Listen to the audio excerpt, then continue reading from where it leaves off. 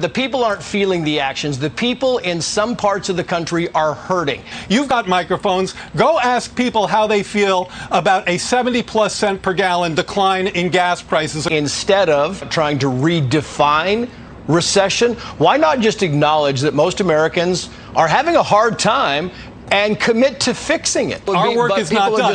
But please do not dismiss the work that we've done thus far. It is a big mistake on your part to dismiss the actions we've taken. I want you to talk about the ports. I want you to talk about gas prices. I want you to talk about the Inflation Reduction Act. I want you to talk about what this White House is trying to do to help American families deal with these price pressures, okay? I've got some video footage you are not going to want to miss, as we just heard from White House economic advisor Jared Bernstein, who is being held accountable for the actions or lack thereof by the White House to help out the American people with the economy, inflation, recession that they've changed the definition of, and stimulus. I'm going to get you caught up on the latest. This is your breaking news, stimulus check update, and stimulus package update. Now, take a look at the headlines, you guys. White House economists insist that data is inconsistent with the recession despite second quarter of negative GDP. Jared Bernstein addresses the GDP shrinking by 0.9% in the spring on America's Newsroom. Here's another one. Biden's economic advisor previously defined a recession as 2 consecutive quarters of negative growth, but they have now changed their tone, and we're going to be seeing the video footage as he's going to be saying, no, listen, we are doing a lot of things to help out America at this time, and we're getting a lot of negativity and flack, and it's just, we've done a lot, and we really need to focus on the things. And at the end, he actually says, I want you to get your microphones, and I want you to talk about this and talk about this. But the news reporter is not having it, you guys. Let me know your thoughts in the comments down below. And I know this is the sentiment of a lot of people. It's actually really sad because we have been promised and told all of these things by the White House. First, it was stimulus through the pandemic, stimulus checks, child tax credits, all of these assortment of things. Now we're seeing a recession hit. We have supply chain issues, all of these things that are unfolding.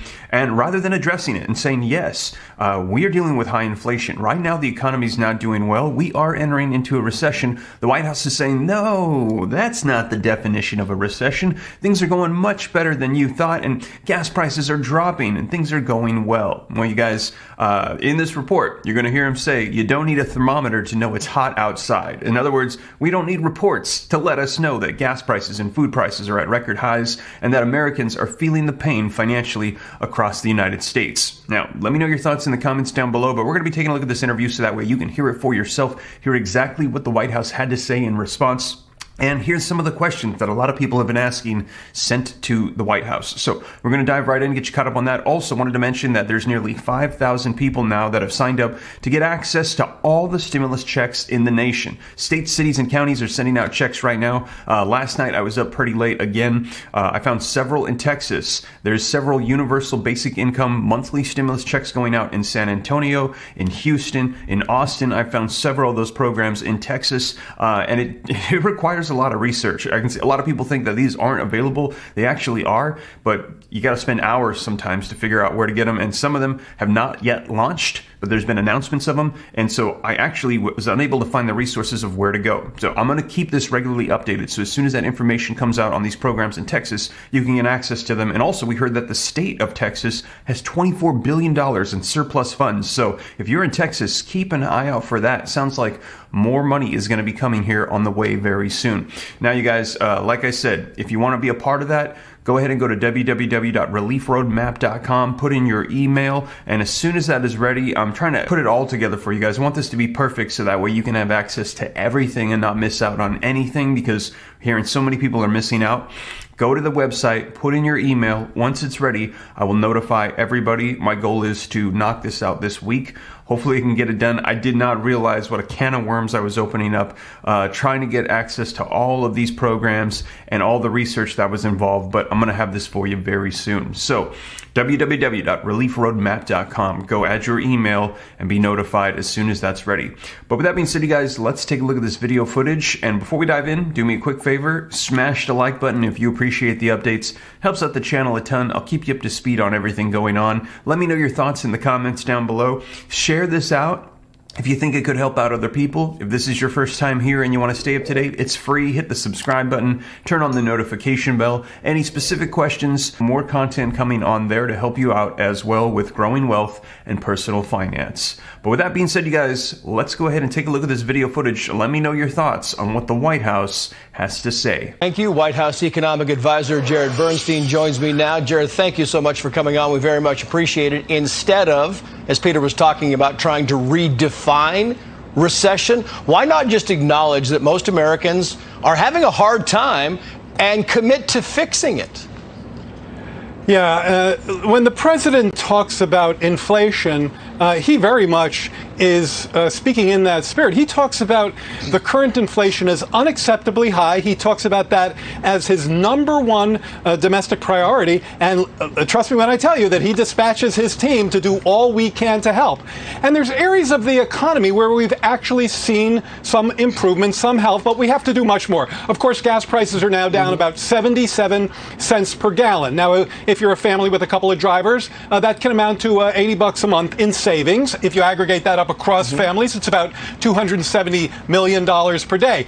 It's not a victory lap, let's be clear. We've got to do much more. But one part of that decline in the gas price, it's a global price, there's a lot that goes into it, has to do with this president's release of oil from the strategic reserve. So we want to be clear that we're doing all we can. Many other measures, including some that are on the legislative docket that can help. We should note that release of the supply is arguable. Going back to inflation, as Peter Doocy was saying, the White House is now saying that inflation is too high, that we got to get inflation under control. But boy, when it first started a year plus ago, inflation wasn't too high. Inflation wasn't real. It was transitory. So what's to stop the White House 3 or 4 months from now and saying, you know what, boy, this recession thing really was real and it's killing Americans. That's the whole point that people are trying to make is now you're saying recession isn't really happening, but then you said inflation wasn't really happening and now it's too high. So look, no one ever said inflation wasn't really happening. So I think you need to be transitory, which means it's very different.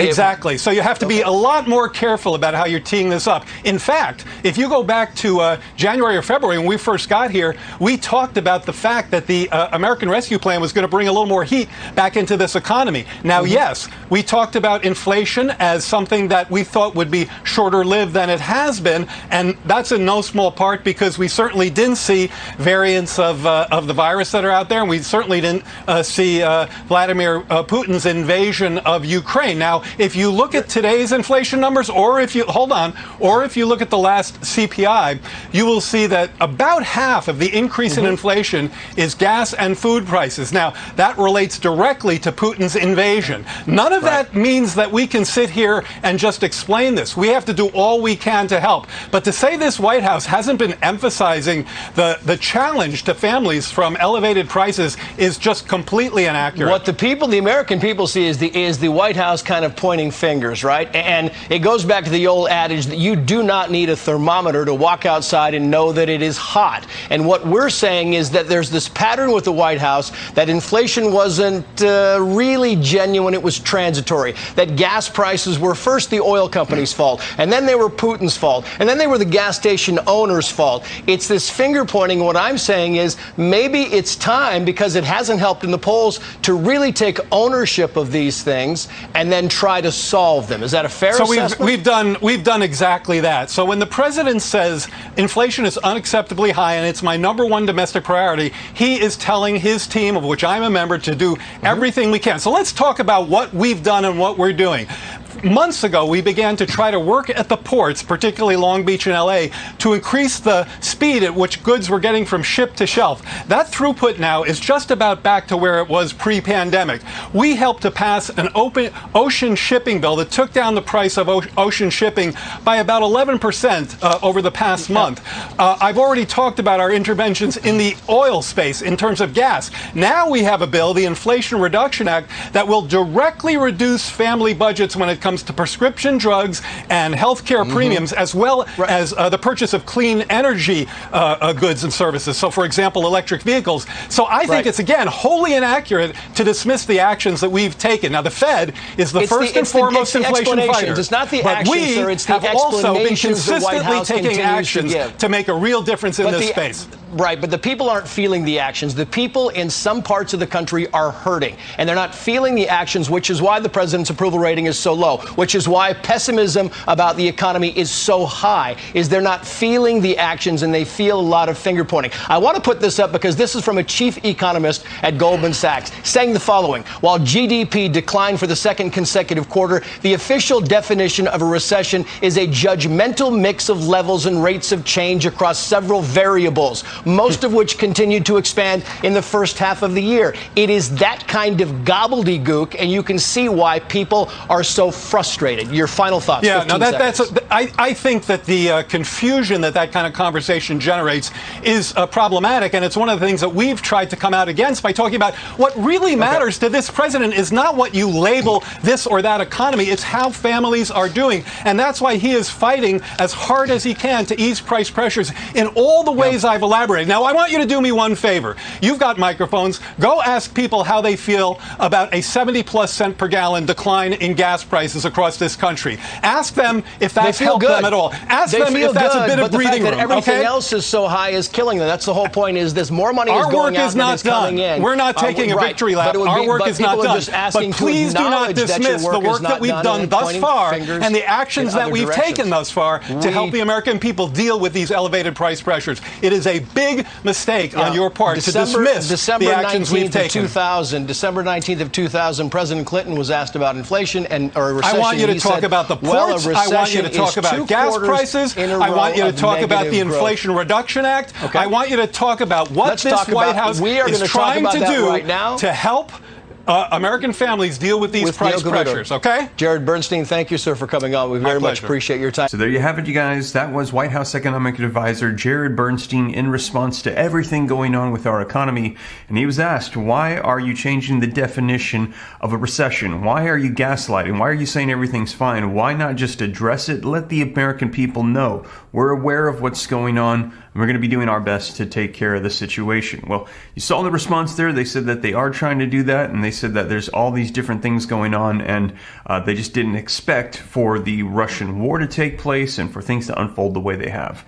Let me know your thoughts, you guys. Do you agree with the White House, or do you agree with the news reporter? Whatever unfolds here, though, I will let you know, as we also know that coming up here is those midterm elections. And right now, Democrats, they're in full control of Congress. They want to stay in control, and they believe that one of the ways they're going to be able to maintain that control is to pass more provisions, more stimulus, more legislation, executive actions to get things done, to convince the American people, okay, they're getting it done, maybe we should keep them in power. Now, however, a lot of people are saying doesn't even matter at this point. Too little, too late, over a year of missed promises, and we're hearing a red wave could be coming in these midterm elections as Republicans will likely take seats in the House and the Senate and take over Congress, and then there'll be a Democratic president with a Republican Congress. And the last 2 years of his presidency, well, we're hearing, might not get a whole lot done, even less than what's happened so far.